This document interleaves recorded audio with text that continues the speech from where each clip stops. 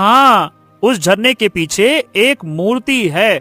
तुम उस मूर्ति पर झरने का पानी डाल देना, जिससे वो जीवित हो उठेगी। पर तुम यह काम किसी और से भी तो करवा सकते थे ना। हाँ, यहाँ अभी तक कोई आया ही नहीं, इसी वजह से तो। तुम यहाँ पे पहली बार आई हो ना, इसीलिए तुम ये काम कर दो ना। अगर तुमने ये काम कर दिया तो तुम बहुत ज्यादा अमीर हो जाओगी।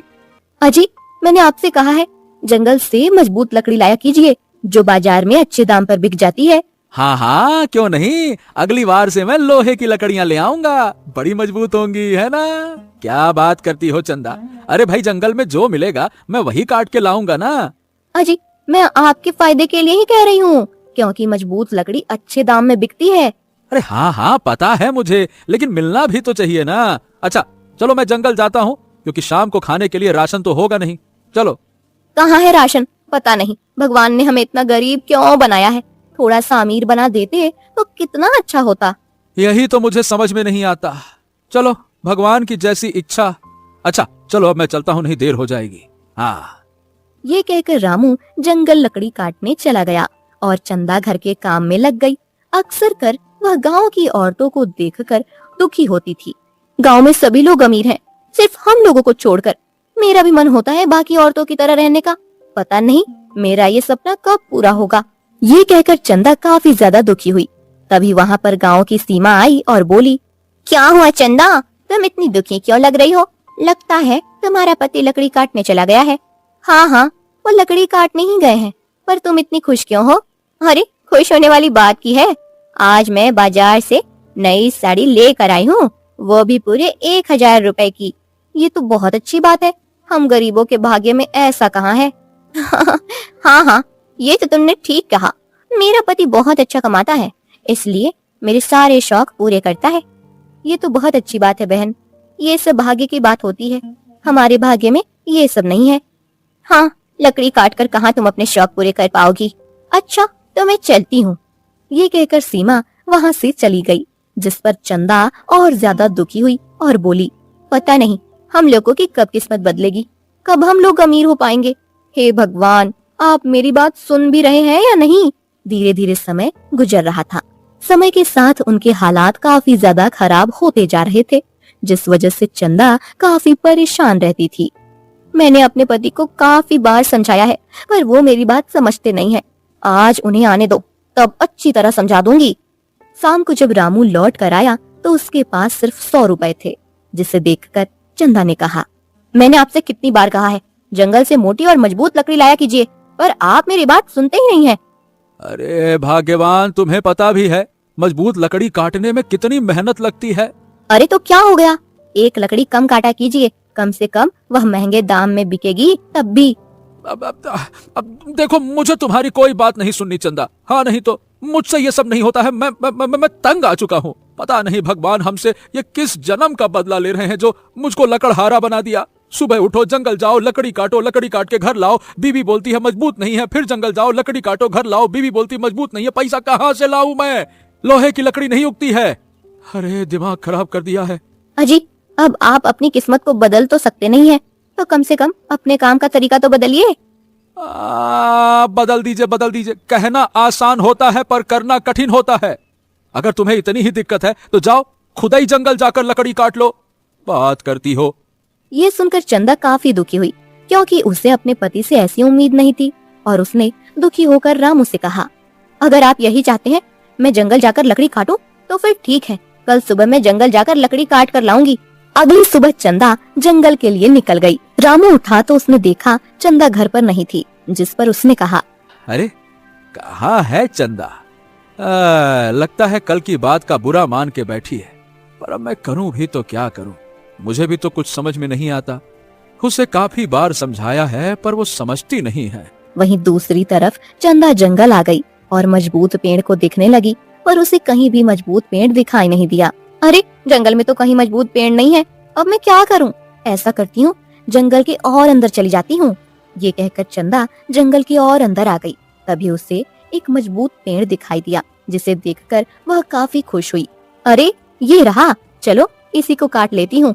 आज मैं अपने पति को दिखाऊंगी कि मैंने कितने अच्छे दाम में लकड़ी बेची है। ये कहकर वह पेड़ को काटने लगती है। तभी उसे एक पेड़ के नीचे साधु दिखाई दिए। उस तरफ हल्की धुंध छाई हुई थी, जिसे देखकर वह थोड़ी हैरान हुई। अरे, यह उस तरफ हल्की धुंध क्यों छाई हुई है और ये साधु कौन है? मुझे इनके पास जाकर देखना चाहिए। ये कहकर चंदा उसी तरफ चली गई। साधु के पास आने के बाद चंदा ने देखा वह ध्यान में बैठे हुए थे, जिसे देखकर उसने कहा, अरे, ये तो ध्यान में है, पर इनके आसपास कितनी गंदगी है, मैं साफ सफाई कर देती हूँ। इसके बाद चंदा ने वहाँ पर साफ सफाई की। तभी साधु की आँख खुल गई। उन्होंने चंदा को देखा तो हैरानी से कहा, अरे बेटी, कौन हो तुम और यहाँ क्या कर रही हो? मैं जंगल में लकड़ी काटने आई थी। मैं गरीब लकड़हारे की पत्नी हूँ। वाह वाह बेटी वाह, तुमने तो मेरे आसपास सफाई कर दी है। बहुत अच्छे बेटा, बहुत अच्छे। हाँ, क्योंकि यहाँ पर बहुत ज्यादा गंदगी थी और आप साधु हैं, आपके पास गंदगी शोभा नहीं देती। चंदा की बात सुनकर साधु काफी ज्यादा खुश हुआ और बोला, तुम बहुत ही होशियार हो। बताओ, हम तुम्हारी किस तरह सहायता कर सकते हैं? मुझे आपकी सहायता की आवश्यकता नहीं है, बस आप यह बता सकते हैं, यह इधर हल्की धुंध सी क्यों छाई हुई है, जबकि बाकी जंगल कितना साफ है? क्योंकि यहाँ से मायावी जंगल शुरू हो जाता है, इसी वजह से। क्या मायावी जंगल? पर ये क्या है? मुझे तो इस जंगल के बारे में पता ही नहीं है। बेटा, मायावी जंगल के बारे में हर किसी को पता नहीं होता। यहाँ से एक अलग दुनिया शुरू हो जाती है। देखने में तो वो आम जंगल है, पर वहाँ पर तुम्हें सब कुछ अलग मिलेगा। क्या अलग मिलेगा? मैं कुछ समझी नहीं साधु महाराज। बच्चे, यहाँ की दुनिया और वहाँ की दुनिया में बहुत ज्यादा फर्क है। अगर तुम वहाँ गई तो माला माल होकर ही आओगी, पर वहाँ जो कोई जाता है वो लौट कर नहीं आता। क्या? पर देखने में तो ये सामान्य जंगल लग रहा है। देखने में तो ये सूरज भी सामान्य सा लगता है, लेकिन जब ये गर्मी देता है तो कई बार जला देता है। तुमने बिल्कुल सही कहा, जो दिखता है वैसा होता नहीं है। ये सुनकर चंदा थोड़ी हैरान हो गई और सोच में पड़ गई। काफी देर सोचने के बाद उसने कहा, आपका बहुत बहुत धन्यवाद साधु महाराज, पर मैं वहाँ जाऊंगी क्योंकि मुझे अपनी किस्मत बदलनी है। मैं इस गरीबी से काफी ज्यादा परेशान हो चुकी हूँ। एक बार फिर से सोच लो।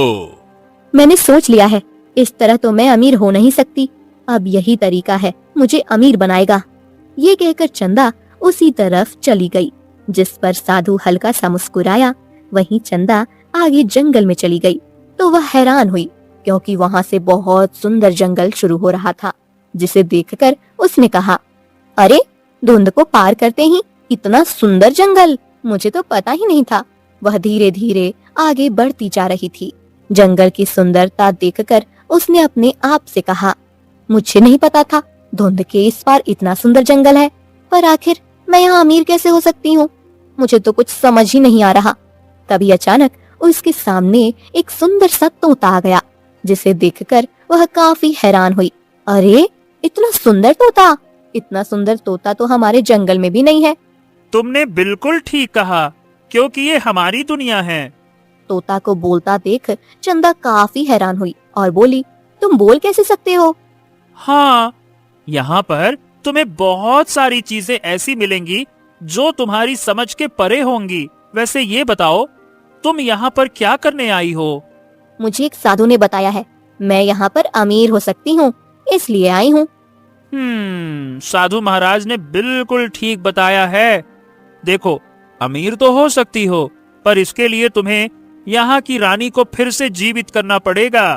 क्या? रानी? कहाँ है वो रानी और क्या हो गया है उन्हें?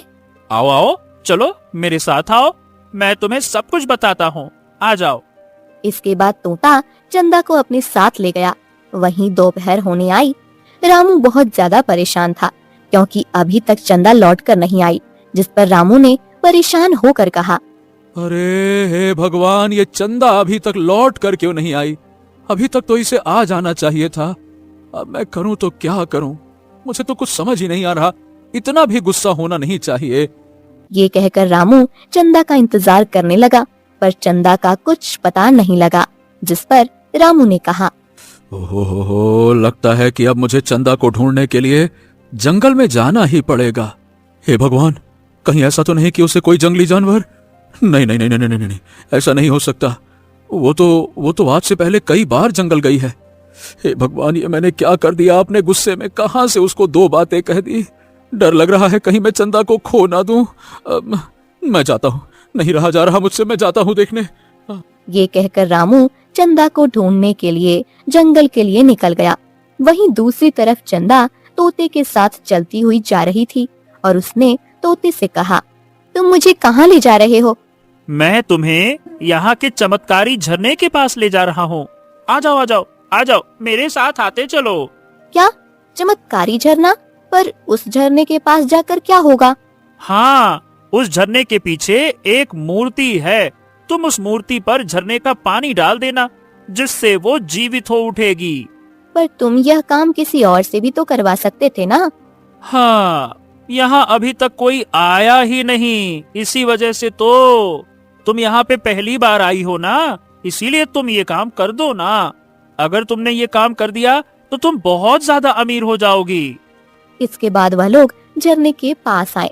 झरना बहुत ही सुंदर था, जिसे देखकर चंदा ने कहा, अरे वाह, ये झरना तो बहुत सुंदर है। हाँ, और इसी झरने के पीछे वो मूर्ति है।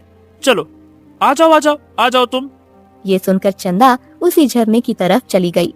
जैसे ही झरने के पास पहुंची, झरने का पानी रुक गया, जिसे देखकर चंदा ने कहा, यहाँ पर तो एक से बढ़कर एक अजूबा है।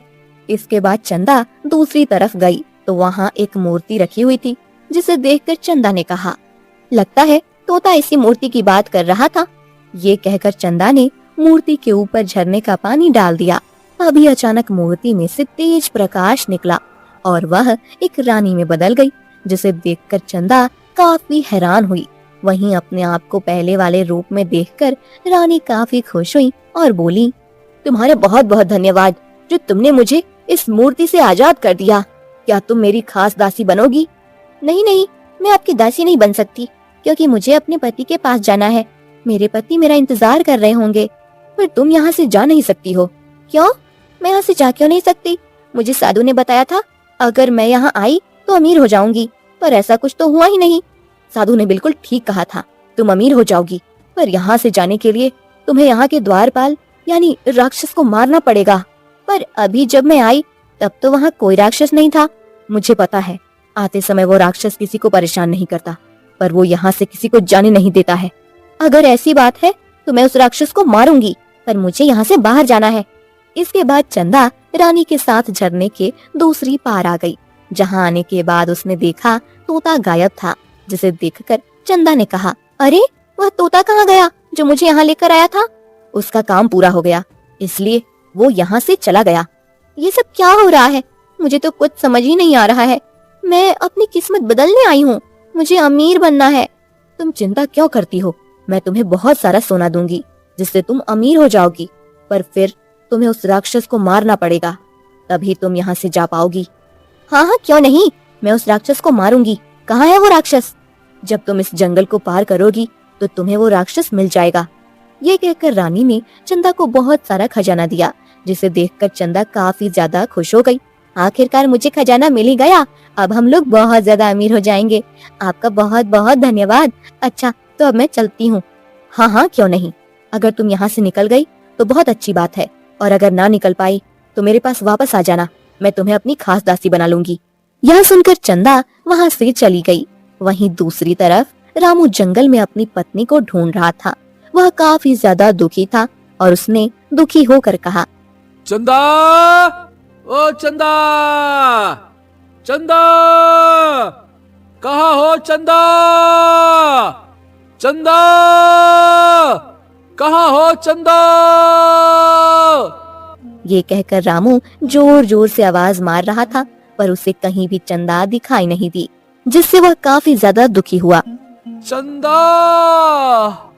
हाँ, नहीं नहीं नहीं, यहाँ तो कहीं चंदा दिखाई नहीं दे रही। अब मैं करूं तो क्या करूं, मुझे तो कुछ समझ ही नहीं आ रहा। हे भगवान, मैंने क्यों गुस्सा कर दिया? मैं ही काट ले आता मजबूत लकड़ियाँ कहाँ चली गई? ये कहकर रामू बहुत ज्यादा दुखी हुआ और जोर जोर से रोने लगा। चंदा कहाँ चली गई तुम? मैंने क्या बता? हे भगवान, हे भगवान, बस एक बार मेरी चंदा को मुझसे मिलवा दीजिए। मैं फिर कभी उसे निराश नहीं करूंगा। वो जो कहेगी मैं वही करूंगा। बस एक बार मेरी चंदा से मिला दीजिए, एक बार। ये कहकर रामू और आगे चला गया। तभी उसे अपनी कुल्हाड़ी दिखाई दी, क्योंकि चंदा उसी की कुल्हाड़ी लाई थी। कुल्हाड़ी को देखकर रामू ने कहा, हाँ, अरे ये कुल्हाड़ी, ये तो वही कुल्हाड़ी है जो चंदा लेकर आई थी। कुल्हाड़ी यहाँ है तो चंदा कहाँ है? अरे इसका मतलब चंदा को कहीं आसा ही पास होना चाहिए। हाँ। ये कहकर रामू इधर उधर चंदा को ढूंढने लगा, पर वहाँ कहीं चंदा नहीं थी, जिससे वह काफी ज्यादा दुखी हो गया और वहीं बैठकर रोने लगा। ए चंदा, ए चंदा, चंदा, चंदा! अरे कुल्हाड़ी तो मिल गई, चंदा नहीं मिल रही। लगता है मैंने चंदा को खो दिया। क्या अब मैं कभी चंदा को नहीं पा पाऊंगा? लगता तो नहीं है। जरूर उसे कोई जंगली जानवर खा गया होगा। अरे रामू, तूने ऐसा क्यों किया? क्यों मैंने उस पे गुस्सा किया? हे भगवान, क्यों? चंदा!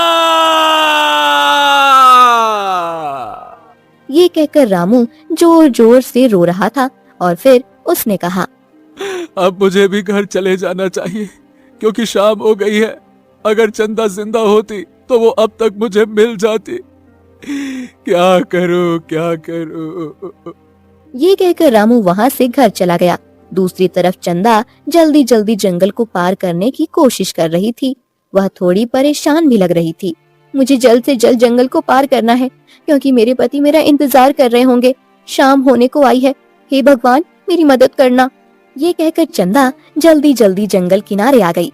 तभी अचानक वह रुक गई, क्योंकि उसके सामने एक बहुत बड़ा राक्षस था, जिसे देखकर चंदा बुरी तरह घबरा गई और बोली, हे भगवान, ये तो बहुत बड़ा राक्षस है। अब मैं क्या करूं? वहीं चंदा को देखकर राक्षस जोर जोर से हंसने लगा और बोला,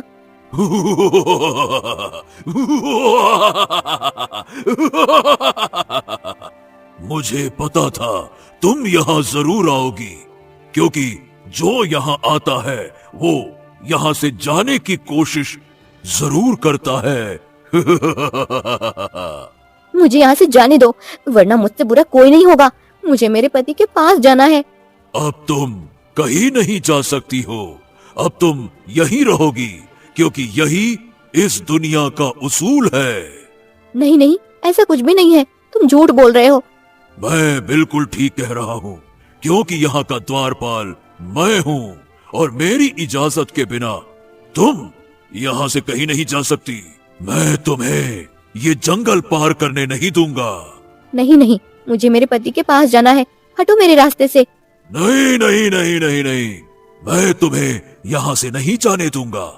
लौट जाओ यहाँ से, इसी में तुम्हारी भलाई है, वरना मारी जाओगी। और मैं तुम्हें मारना नहीं चाहता, क्योंकि तुम एक स्त्री हो। ये सुनकर चंदा काफी ज्यादा परेशान हो गई, पर तभी उसे रानी की एक बात याद आई। रानी ने जाने से पहले उसे बताया था कि उस राक्षस को मारा जा सकता है, अगर तुम उसे अपने वश में कर सको। और चंदा ने अपने आप से कहा, लगता है अब मुझे कुछ ऐसा करना पड़ेगा जिससे राक्षस मेरी बात मानने लगे। पर आखिर मैं ऐसा क्या करूं? मुझे तो समझ ही नहीं आ रहा। चंदा को इतना ज्यादा सोच में डूबा देखकर राक्षस ने कहा, क्या हो गया? क्या सोच रही हो? देखो, तुम कुछ भी कर लो, पर मैं तुम्हें यहाँ से जाने तो नहीं दूंगा।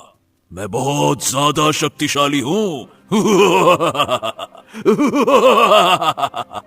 ये कहकर राक्षस काफी खुश हुआ, जिस पर चंदा ने कहा, मैं कैसे मान लूं कि तुम सबसे शक्तिशाली हो? मुझे नहीं लगता तुम शक्तिशाली हो। ये क्या बकवास कर रही हो तुम? क्या तुम्हारा दिमाग खराब है क्या? या कहो तो तुम्हारी गर्दन मरोड़ दूं? तब पता चल जाएगा। मेरा दिमाग बिल्कुल सही है और इसलिए मैं कह रही हूँ कि तुम शक्तिशाली नहीं हो। चंदा की बात सुनकर राक्षस को बहुत तेज गुस्सा आया और उसने कहा, अच्छा, लगता है कि तुझे अपनी जान प्यारी नहीं है, इसीलिए ऐसी बातें कर रही है, क्योंकि मुझसे ज्यादा शक्तिशाली यहाँ पर कोई नहीं है, कोई नहीं। मैं हूँ तुमसे शक्तिशाली। अगर तुम्हें यकीन ना हो तो तुम मेरी तरह करके दिखा सकते हो। जैसा मैं करूँगी तुम्हें वैसा ही करना पड़ेगा। हाँ हाँ, मुझे मंजूर है, इसमें कौन सी बड़ी बात है। अभी तुम्हें पता लग जाएगा कौन सबसे ज्यादा शक्तिशाली है और कौन नहीं। रुक जा। ये सुनकर चंदा अपने मन में काफी ज्यादा खुश हुई और बोली, अब आएगा मजा। अब मैं इस राक्षस को ऐसे सबक सिखाऊंगी कि ये फिर किसी को भी नहीं रोकेगा। इसके बाद चंदा ने राक्षस से कहा, तो फिर ठीक है, सबसे पहले तुम मेरी तरह चल कर दिखाओ। ये सुनकर राक्षस जोर जोर से हंसने लगा और बोला, अरे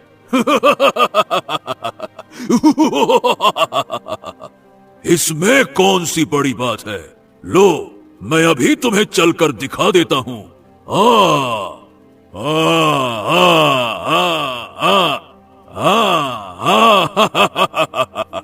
ये कहकर राक्षस उसके सामने चलने लगा, जिसे देखकर चंदा ने कहा, हाँ हाँ, ये तो कोई भी कर सकता है, पर तुम मेरी तरह भाग नहीं सकते हो।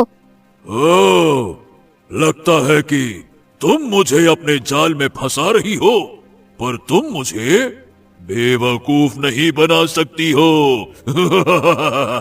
क्योंकि यहाँ से भागना मुमकिन नहीं है। मैंने कब कहा मैं यहाँ से भाग रही हूँ? मैं बस ये कह रही हूँ कि तुम भाग नहीं सकते।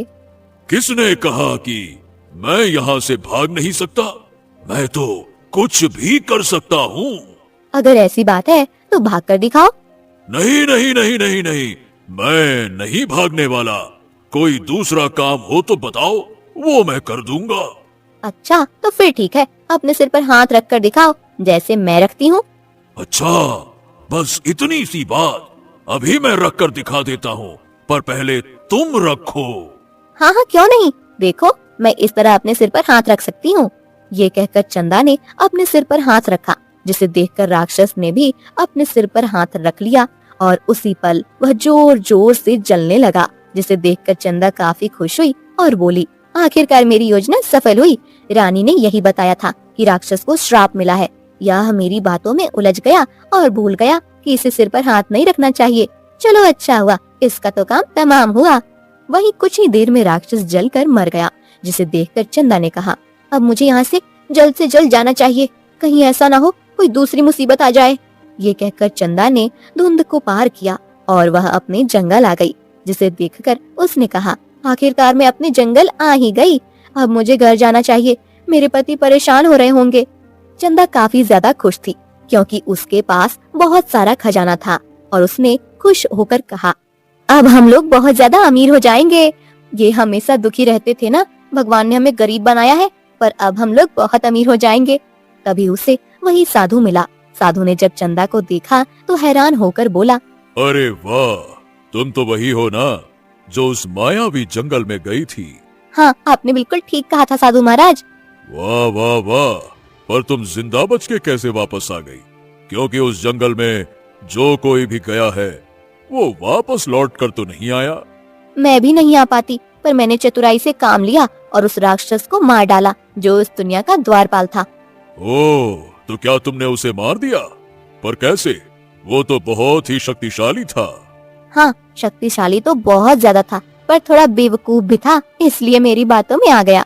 इसके बाद चंदा ने साधु को सारी बात बताई, जिसे सुनकर साधु काफी खुश हुआ और बोला, तुम बहुत ही चतुर हो। मैंने तुम्हें जब पहली बार देखा तभी जान गया था, पर ये नहीं पता था कि तुम इतनी चतुर होगी कि उस राक्षस को भी मार डालोगी। अब तुम्हें घर जाना चाहिए, क्योंकि शाम होने वाली है। जाओ। हाँ हाँ, अब मैं घर जा रही हूँ। इसके बाद चंदा वहाँ से चली गई। दूसरी तरफ रामू घर पर काफी ज्यादा दुखी था।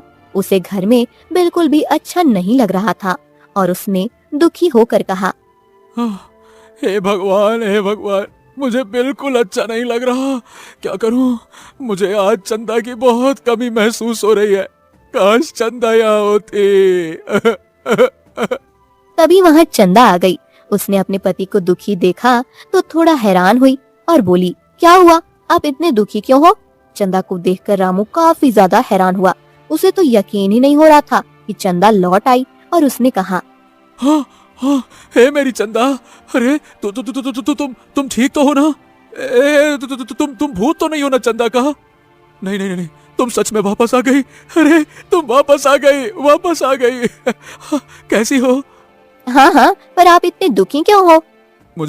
मुझे माफ कर दो चंदा। मैंने सोचा कि मैंने तुम्हें खो दिया। तुम कहाँ चली गई थी? तुम्हें पता भी है, मैं तुम्हें जंगल में ढूंढने गया पर तुम मुझे वहाँ मिली ही नहीं। अजी, ये बहुत लंबी कहानी है, मैं आपको आराम से बताऊंगी। पहले ये देखिए मैं कितना सारा खजाना लाई हूँ। क्या खजाना? पर तुम्हें कहाँ से मिला? ए चंदा, आखिर तुम ठीक तो हो ना? और देखो, मुझे माफ कर दो।